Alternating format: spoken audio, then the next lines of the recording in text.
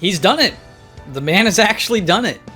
In an era where nobody believed and everyone had low expectations, Yoshi P has shown us that Final Fantasy XIV is capable of radical change and will not be stuck in its formulaic design anymore.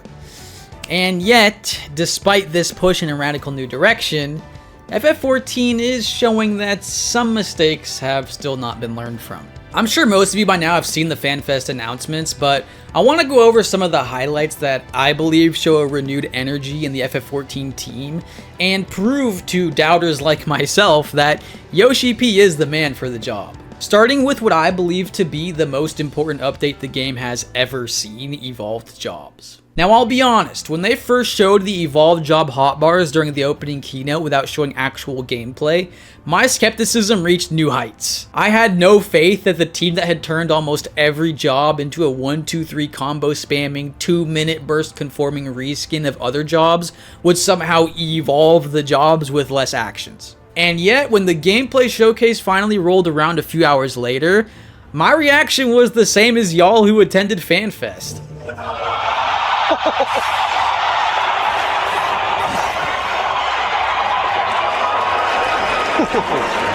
Now, I've just made a video where a large topic I discuss is that complexity and difficulty are not the same thing. Just because a job has a lot of buttons or is difficult to learn with all the interactions between abilities doesn't mean that once you actually learn it, there's any complexity within it. Pretty much every job in 14 right now has a very static on-rails rotation with no deviation in what ability comes next.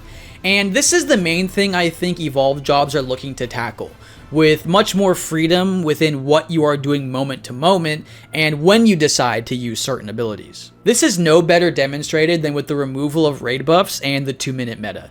The 2-minute meta had pigeonholed every job into needing to follow strict 60-second loops in order to align with all the other jobs' raid buffs, meaning there wasn't a lot of room to add dynamic gameplay when you had to be on time for the burst windows. But with the removal of raid buffs, there's no more pressure to meet certain timing windows. I mean, you can just use your strong abilities in a window that fits the fight, like a period of low movement, or saving strong attacks to burst down adds, or a shield phase, whatever the fight might require. This, to me, in tandem with them actively acknowledging that the 2-minute meta also stifled boss design, shows to me that they get it. They've heard our complaints, and they truly understand them. They're not just doing small band-aid fixes, but actively changing the design philosophy to better match players' desires. I'll be honest, I really did not expect any shakeup of the 14 formula.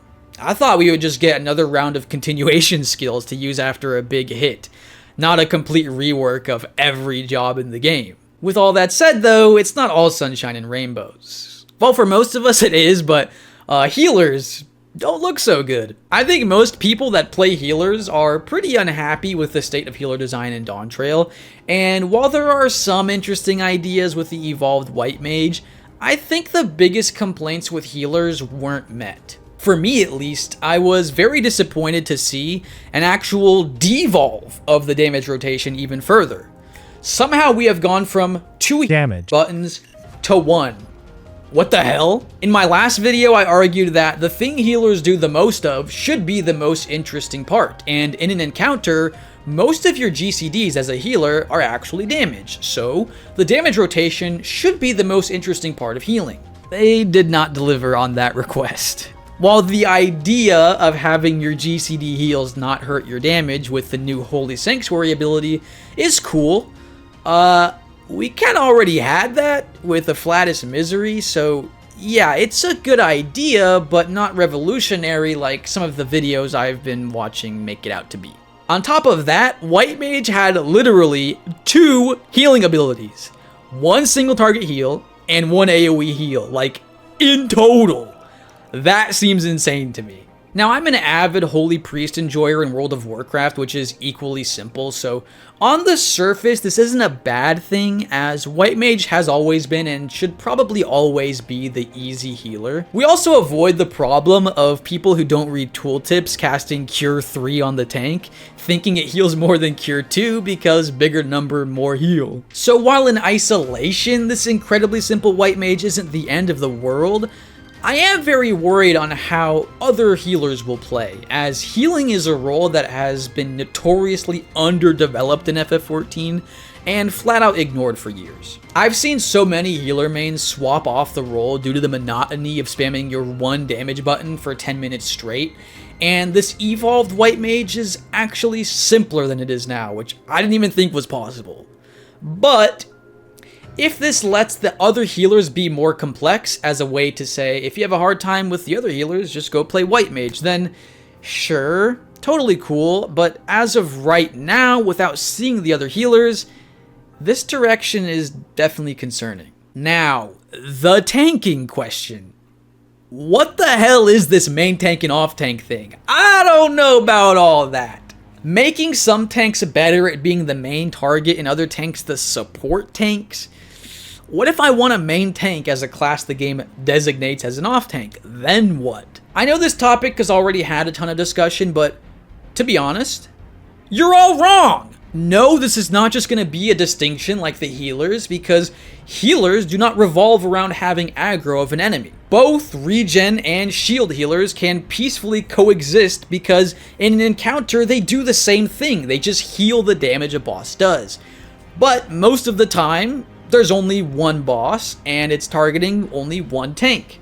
In essence, you can call that main tanking and off tanking, but the important caveat is that any class right now can do either role.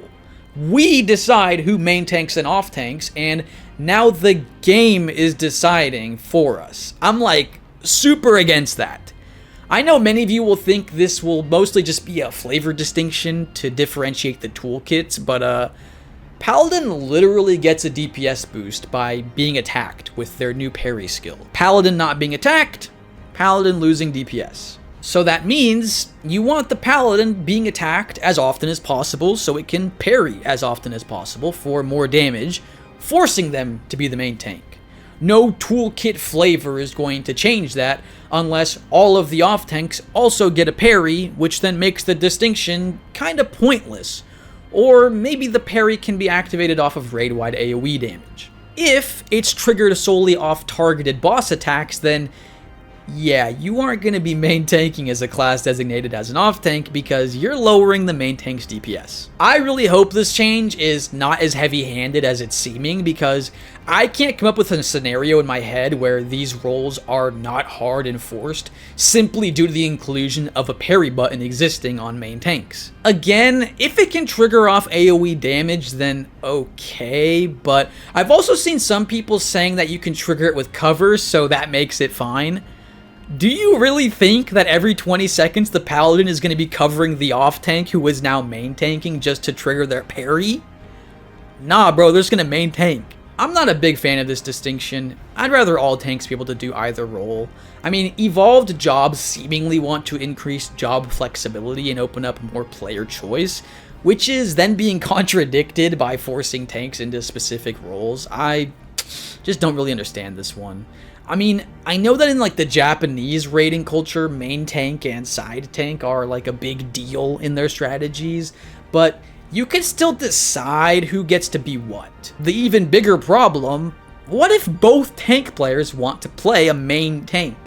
What if they both want to play an off tank? Yoshi P himself even said that in high-end content, you're going to want to adhere to these strict roles as the fights will be designed around these two roles existing. These parties will be able to clear these duties far more efficiently by taking advantage of both the main and off role. Why?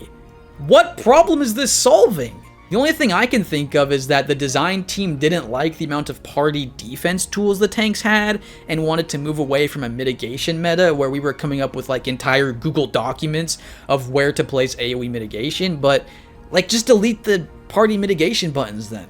I don't know, I've yet to think of or hear a good argument for why this main tank off tank enforcement exists. It doesn't make sense to me.